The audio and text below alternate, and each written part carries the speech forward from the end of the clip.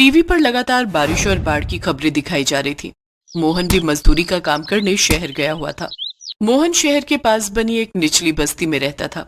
जब उसने लौटते हुए एक दुकान पर चल रही खबर सुनी तो वो घबरा गया। आज की बड़ी खबर, कई निचले इलाकों में बने घरों में पानी घुस गया है। आलम यह है कि कच्ची बस्तियों में रहने वाले सैकड़ों गरीब परिवारों का सारा सामान बह गया है। यहाँ तक कि लोगों के पास आटा, नमक और खाने का राशन भी नहीं बचा। कई लोगों को अपने रिश्तेदारों के घर जाकर रात गुजारनी पड़ रही है। जल्दी से जल्दी सब लोग निचली बस्तियों को खाली कर रहे हैं। भैया, ये खबर कितनी देर पहले की है? ये तो सुबह ही आ रही थी। क्या हुआ, कोई परेशानी है क्या? हाँ भैया, मेरा घर भी निचली बस्ती में है, इसलिए चिंता में हूँ। अच्छा, चलता हूँ, राम राम। पता नहीं घर का क्या हाल होगा। कब से सोच रहा था छत ठीक करवा लूं, पर क्या करूं, बारिशों में कोई मजदूरी का काम ही नहीं देता। थोड़ा सामान खरीद कर घर ले जाता हूं। पता नहीं ज्यादा बारिश बढ़ गई तो कुछ खाने पीने को भी मिले या नहीं। मोहन परेशानी की हालत में अपने आप से बातें करता हुआ जल्दी जल्दी कदम बढ़ा रहा था।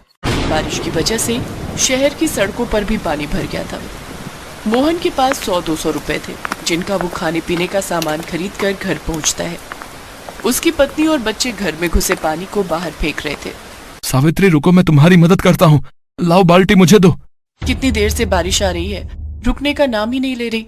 बारिश रुक जाए तो थोड़ा पानी घरों से नीचे उतर जाएगा। चिंता मत करो सावित्री, अब तो रात का समय है। हम कल सुबह ही शहर चले जाएंगे। यहाँ रहना अब खतरे से खाली नहीं।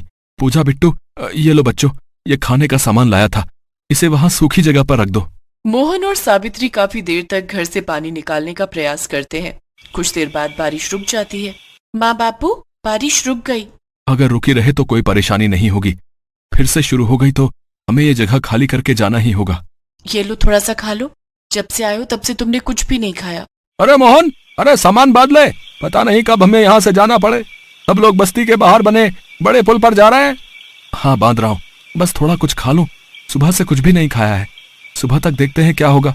अगर जरूरत पड़ी तो सामान बांध ही लेते हैं, जल्दी जल्दी निकल जाएंगे। सावित्री सारा सामान बांध लेती है और सुबह होने का इंतजार करते हैं। मोहन थका हुआ था, इसलिए उसे लेटते ही गहरी नींद आ गई। बच्चे भी वहीं सो गए। सुबह सावित्री की आंख खुली तो उसने देखा कि उनकी खटिया के आसपास ढेरों पानी भरा हुआ है और लोग भागा दौड़ी मचा रहे हैं। अरे मोहन भैया, जल्दी चलो। अरे निचले इलाके में बारिश के कारण बाढ़ आ गई है, हमें जल्दी ही पुल पर पहुंचना होगा। सावित्री, जल्दी बच्चों को उठा, वरना बहुत देर हो जाएगी। बाढ़ का पानी बढ़ता ही जा रहा है और बारिश भी तेज हो गई है। पूजा, बिट्टू, उठो बच्चों, हमें यहाँ से जाना होगा। सावित्री, सारा सामान बाढ़ के पानी में भीग चुका है। अब कुछ भी ले जाना खतरे से खाली नहीं। बस किसी तरह अपनी जान बचा लेते हैं। चल, तू पूजा का हाथ पकड़, मैं बिट्टू का हाथ पकड़ता हूँ। अभी मोहन बिट्टू का हाथ पकड़ने आगे ही बढ़ा, तभी मकान की छत टूटकर नीचे गिर गई और छत का एक टुकड़ा बिट्टू के सिर में जा लगा। बिट्टू के सिर से खून बहने लगा। बिट्टू बेहोश हो गया। बिट्टू, मेरे बच्चे, सुनो जी, कुछ करो। बिट्टू के सिर से खून बह रहा है, ये आंखें भी नहीं खोल रहा। घबरा मत सावित्री, बिट्टू को कुछ नहीं होगा, मैं कुछ करता हूँ। बारिश में बाढ़ के गहरे पानी में मोहन इधर उधर सबसे मदद मांगने लगता है। ओ भैया, तुम उस ओर जा रहे हो तो किसी डॉक्टर को भेज देना। भैया, तुम्हारी बड़ी मेहरबानी होगी। अरे भाई, इतनी बारिश में इस बाढ़ के पानी में कोई डॉक्टर नहीं मिलेगा। सब शहर में रहते हैं, यहाँ निचले इलाके में कोई डॉक्टर नहीं आएगा। भैया, यहाँ डॉक्टर मिलना बहुत मुश्किल है। एक काम करो, तुम पुल तक पहुँच जाओ, हो सकता है वहाँ कोई सुरक्षा कर्मी मिल जाए। हाँ, ये ठीक रहेगा, मैं अभी जाता हूँ। हे भगवान, मेरा बच्चा, उसकी रक्षा करना प्रभु। बाढ़ के पानी में तैरता हुआ मोहन पुल तक पहुंचने की कोशिश कर रहा था। उधर सावित्री का रो रो कर बुरा हाल था। बिट्टू की तबीयत बिगड़ती जा रही थी। घर में पानी भरा हुआ था और खून से लथपथ बिट्टू बेहोश पड़ा था। कहाँ रह गए जी, जल्दी आओ, हमारे बिट्टू की तबीयत बिगड़ती जा रही है। मेरे बच्चे, आंखें खोल, इसका तो बदन बुखार से तप रहा है। हे ईश्वर, अब तो आप ही का सहारा है, इन्हें जल्दी से भेज दो। मोहन किसी तरह पुल तक पहुंचता है, पर वहां भी भगदड़ मची हुई थी। भैया, यहाँ पर कोई डॉक्टर मिलेगा कहीं? तुमने कोई आसपास डॉक्टर देखा है? नहीं भैया, और यहाँ कोई डॉक्टर नहीं मिलेगा। इतनी भीड़ में तुम्हें लगता है कि कोई डॉक्टर मिलेगा? अरे बाढ़ की वजह से हम गरीबों का कितना बुरा हाल है। सब इधर उधर अपने परिवार को ढूंढने में लगे हुए हैं। कहीं भी कोई डॉक्टर नहीं दिखाई दे रहा। भगवान, मदद करो, मुझ गरीब पर दया करो, मेरी मदद करो। अचानक भीड़ में से एक डॉक्टर मोहन को रोता हुआ देख लेता है। अनुराधा, तुम बच्चों के साथ रहो, मुझे उस मजबूर पिता के साथ जाना होगा। लगता है उसका बच्चा बीमार है। पर इससे आपकी जान को भी खतरा हो सकता है। निचले इलाके में बाढ़ का पानी ऊपर तक आ गया, अगर आपको कुछ हो गया तो। अनुराधा, मैं एक डॉक्टर, मेरा सबसे पहला कर्तव्य यही है कि मैं अपनी जान की परवाह किए बिना किसी की जान बचाऊं। अगर मैं आज इस गरीब मजदूर पिता के साथ नहीं गया तो कल मैं अपने पेशे और अपने समाज से आंखें नहीं मिला पाऊंगा। कुछ देर बाद सुरक्षा कर्मी आएंगे, तुम उनके साथ घर लौट जाना, मैं किसी न किसी तरह वापस आ जाऊंगा। उस डॉक्टर का नाम राकेश था। वो दूसरे शहर से वापसी आ रहा था। अचानक उसकी गाड़ी पुल पर भीड़ में फंस गई। आगे का पुल टूट चुका था, इसलिए कोई भी सहायता के बिना शहर तक नहीं जा पा रहा था। इसी बीच जब डॉक्टर राकेश ने मोहन को रोते बिलखते डॉक्टर के लिए पूछते देखा तो उससे रहा नहीं गया और अपना फर्ज निभाते हुए वो मोहन के पास पहुंचा। सुनो, मैं डॉक्टर हूँ, तुम्हारा बेटा कहाँ है? मुझे जल्दी से ले चलो। आप डॉक्टर हो? हे भगवान, आपका लाख लाख शुक्र है। आप मेरे साथ कैसे जाओगे डॉक्टर साहब? आगे पानी भरा हुआ है, मेरा घर निचले इलाके में है। चिंता मत करो, मुझे तैरना आता है, मैं तैर कर तुम्हारे साथ चलता हूँ। आपकी बहुत बहुत मेहरबानी डॉक्टर साहब। इस मुसीबत की घड़ी में आप मेरे लिए अपनी जान खतरे में डाल रहे हो। भगवान आपका भला करे डॉक्टर साहब। वो उस तरफ मेरा घर है, आइए डॉक्टर साहब, वहाँ उस तरफ। डॉक्टर राकेश को तैरना आता था। बड़ी मुश्किल के साथ वो मोहन के साथ उसके घर तक पहुँचते हैं। बिट्टू की हालत बहुत नाजुक थी। डॉक्टर राकेश ने जल्दी जल्दी बिट्टू का इलाज करना शुरू किया। आसपास घर में पानी भरा हुआ था, हर तरफ परेशानी ही परेशानी। फिर भी डॉक्टर राकेश ने हिम्मत नहीं हारी। अपना फर्ज निभाते हुए डॉक्टर राकेश ने बिट्टू का पूरी तरह इलाज किया। कुछ समय पश्चात बिट्टू को होश आ गया। बारिश अब तक थम चुकी थी। पानी धीरे धीरे घरों से उतरने लगा, पर घरों की हालत बहुत खराब थी। सब सामान बह चुका था। लोग इधर उधर भूखे प्यासे घूम रहे थे। घबराने की कोई बात नहीं है मोहन, मैंने सुरक्षा कर्मियों को फोन मिला दिया है, वो कुछ देर में यहाँ आ जाएंगे। उनकी तरफ से सभी निचले इलाकों के लोगों को पूरी मदद मिल जाएगी। अच्छा, अब मैं चलता हूँ, बिट्टू को समय पर दबा। जैसे डॉक्टर राकेश जाने लगता है, मोहन उनके पैरों में गिर जाता है। डॉक्टर साहब, विपदा की इस घड़ी में कोई भी इतनी सहायता नहीं करता जितनी आपने मेरी की है। मेरे घर के चिराग को बुझने से बचा लिया। मोहन, मैं तो बस अपना कर्म कर रहा था, और कर्म करने की प्रेरणा मुझे ईश्वर देते हैं। उस समय तुम्हें मेरी जरूरत थी, इसलिए मैंने अपना कर्तव्य निभाया, और अब घबराने की कोई जरूरत नहीं है। बिट्टू बिल्कुल ठीक है, अपना और अपने परिवार का ख्याल रखो। डॉक्टर राकेश ने विपदा के समय मोहन की मदद करके एक महान नागरिक होने का परिचय दिया। बारिश और बाढ़ ये तो प्राकृतिक विपदा है जिनको रोका नहीं जा सकता, पर विपदा के समय हम किसी मजबूर की सहायता करें तो उससे बड़ा काम कोई नहीं। कुछ समय बाद सुरक्षा कर्मी निचले इलाकों में पहुंच जाते हैं और वहां से सब गरीब परिवारों को निकाल लिया जाता है, जिनमें मोहन और उसका परिवार भी था। सरकार की तरफ से सबको जरूरत के सामान और रहने की जगह उपलब्ध कराई जाती है। बारिश के कहर से गरीब परिवारों का बहुत नुकसान हो गया था। कुछ समय बाद जब मौसम बदलता है तो फिर से जिंदगी की गाड़ी पटरी पर आती है और गरीब परिवार एक बार फिर से नई उम्मीद के साथ जिंदगी के रास्ते पर बढ़ जाते हैं। बिहार के गोपालगंज में रामदीन नाम का एक गरीब मजदूर रहता था। परिवार में उसकी पत्नी मंगला और बेटी निशा थी। मंगला, कुछ खाने को दे दे, फिर मैं जाकर देखूं, शायद कोई मजदूरी का काम मिल जाए।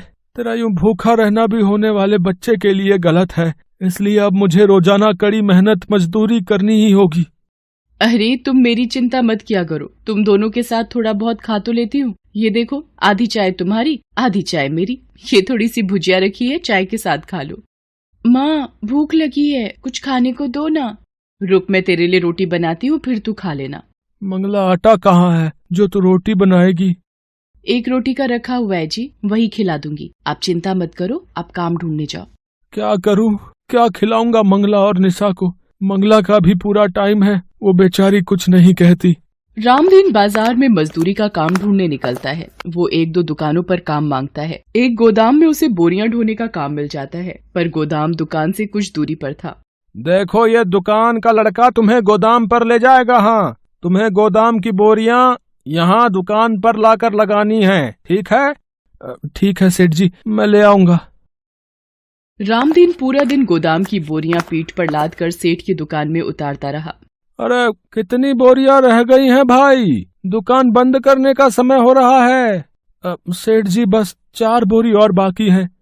रामदीन सारी बोरियां दुकान पर रख देता है। सेठ रामदीन को बदले में 300 रुपए देता है। उन रुपयों से रामदीन कुछ खाने का खरीदता है और घर जाता है। मंगला, ये थोड़ा राशन ले आया हूँ, कुछ दिन तो निकल ही जाएंगे।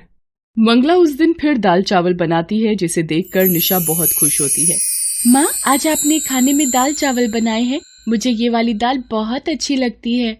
ये ले, फिर थोड़ी और दाल ले ले बिटिया। मंगला, ये आज तो काम मिल गया, पर आगे कैसे गुजारा होगा? मानसून भी अपने उफान पर है और गोपालगंज का तो तुम्हें पता ही है, कब बाढ़ का कहर हम गरीबों पर टूट जाए कौन जाने। मुझे तो तुम्हारी चिंता हो रही है, तुम्हारी डिलीवरी का वक्त निकट आ रहा है, बस गोपालगंज में सब कुछ ठीक रहे। रामदीन इसी चिंता में था कि मॉनसून आ गया है, कोई काम नहीं मिला तो घर कैसे चलेगा। अगले दिन मंगला, मैं देखता हूँ पड़ोस के विजेंद्र भैया बता रहे थे कि एक इमारत की मरम्मत के लिए किसी को मजदूर चाहिए। पता करके आता हूँ, शायद मिल जाए। बाहर तो बारिश हो रही है, कैसे जाओगे? अरे ज्यादा दूर नहीं जा रहा, पास ही में जा रहा हूँ। रामदीन एक पन्नी ओढ़कर बारिश में काम ढूंढने निकलता है। अचानक बारिश बहुत तेज होने लगती है। वो एक चाय की छोटी दुकान के नीचे खड़ा होकर बारिश रुकने का इंतजार करने लगता है। चाय की दुकान पर कुछ ग्राहक भी बारिश रुकने का इंतजार कर रहे थे। चाय वाले की दुकान पर एक रेडियो चल रहा था जिस पर गोपालगंज की खबरें आ रही थी। बता दें कि गोपालगंज जिले में लगातार हो रही बारिश और नेपाल से पानी डिस्चार्ज किए जाने से गंडक नदी का पानी तेजी से गांव में प्रवेश कर रहा है। मांझावा सदर प्रखंड के कई गांव में बाढ़ का पानी घुस चुका है। लोग बाढ़ के पानी से त्राहिमाम कर रहे हैं। हे भगवान, ये क्या हो गया? बाढ़ का पानी तेजी से गांव में आ रहा है, मुझे घर जाना होगा। अरे ये पानी का बहाव तो बढ़ता ही जा रहा है। रामदीन खबर को सुनकर घबरा जाता है और तेजी से घर की ओर भागता है। रामदीन के घर में पानी भर चुका होता है। आसपास के लोग जल्दी जल्दी घरों को खाली करके भाग रहे होते हैं। आप आ गए, ये देखो पूरे घर में पानी भरता ही जा रहा है। बापू, मुझे डर लग रहा है। अरे घबराओ मत, कुछ नहीं होगा मंगला। निशा को मैं कंधे पर बैठा लेता हूँ, हमें जल्दी यहाँ से निकलना होगा। सुनो जी, लगता है मेरा बच्चा होने का वक्त आ रहा है। मुझे दर्द महसूस हो रहा है जी, घबराहट से लगता है बच्चा नीचे आ रहा है। ए प्रभु, क्या करूं? विजेंद्र भैया को बुला कर लाता हूँ। अब विजेंद्र भैया। रामदीन, जल्दी से जरूरी सामान बांध ले, निकलना है वरना कोई नहीं बचेगा, सब बाढ़ में बह जाएंगे। विजेंद्र भैया, मंगला को बच्चे का दर्द शुरू हो गया है, वो चल भी नहीं पा रही है। अरे बेचारी को इस मुसीबत में ये बड़ी परेशानी होनी थी। जल्दी चलो जी। एक काम कर, ये खाट पर भाभी को लेटा, फिर इसी पर ले जाना पड़ेगा, कोई और रास्ता नहीं है अब। रामदीन निशा को अपने कंधे पर बिठा लेता है। विजेंद्र और उसकी पत्नी भी बहुत नेक दिल थे। विजेंद्र की पत्नी अपने बेटे को गोद में उठा लेती है। विजेंद्र रामदीन के साथ मंगला को खटिया पर लिटाकर उठाने में मदद करता है। सुनो जी, निशा के बापू, मेरा दर्द बर्दाश्त के बाहर हो रहा है, कुछ करो जी। बाढ़ का पानी बढ़ता ही जा रहा है विजेंद्र भैया। अरे हिम्मत मत हार रामदीन, भगवान सब ठीक करेंगे। लोग पानी के बहाव से बचने के लिए इधर उधर भाग रहे थे। आज पता नहीं एक गरीब पर बाढ़ का कहर आया हुआ था, मानो सब कुछ ले डूबेगा। मंगला की हिम्मत जवाब दे रही थी। अब एक ही उपाय है रामदीन, भाभी को किसी नाव में सहारा दिलवाना होगा, कोई नाव में लिटाने की मदद कर दे बस। अरे भैया, मेरी बीवी पे बच्चा होने वाला है, अपनी नाव में जगह दे दो भैया। भाई, हम खुद 5 लोग हैं, हमारी नाव इतना वजन नहीं संभाल पाएगी भाई। रामदीन बहुत लोगों के आगे गिड़गिड़ाता है। मंगला की तबीयत बिगड़ने लगती है। मंगला, हिम्मत रख। विजेंद्र भैया, मेरी मंगला को कुछ हो गया तो मैं। हिम्मत मत हारो भैया, वो सामने शायद बचाव कर्मी नाव लेकर खड़े हैं। जल्दी से उन लोगों को मदद दो, शायद वो लेडी प्रेग्नेंट है, जल्दी। रेस्क्यू टीम जल्दी से रामदीन के पास पहुंचती है और नाव में मंगला को लिटाया जाता है। मुश्किल के वक्त मजबूरी में मंगला नाव में ही एक बेटे को जन्म देती है। सब लोगों की मदद से मंगला की जान बच जाती है। कुछ देर बाद सुरक्षा कर्मी मंगला और उसके बच्चे के साथ सभी को एक सुरक्षित जगह पर पहुंचा देते हैं। आपका बहुत बहुत शुक्रिया साहब, आज आपने हमारी मदद की। ये हमारा फर्ज था जो हमने निभाया, इसमें धन्यवाद की कोई बात नहीं। रामदीन विजेंद्र और उसकी पत्नी को भी धन्यवाद करता है। विजेंद्र भैया, भाभी जी, आज आप दोनों ने भी हमारी बहुत सहायता की है। अरे भाई कहता है, फिर ये धन्यवाद किस लिए? आजा, भाई के गले लग जा। आज एक बेटे का भी बाप बन गया है तू। मेरा छोटा भैया आया है बापू। हाँ बिटिया, ये देख तेरा छोटा भाई आया। मंगला, अब तुम ठीक हो ना? जी मैं ठीक हूँ, पर अब हम कहाँ रहेंगे? सब कुछ इस बाढ़ में तबाह हो गया। ये बाढ़ की परेशानी मंगला गोपालगंज के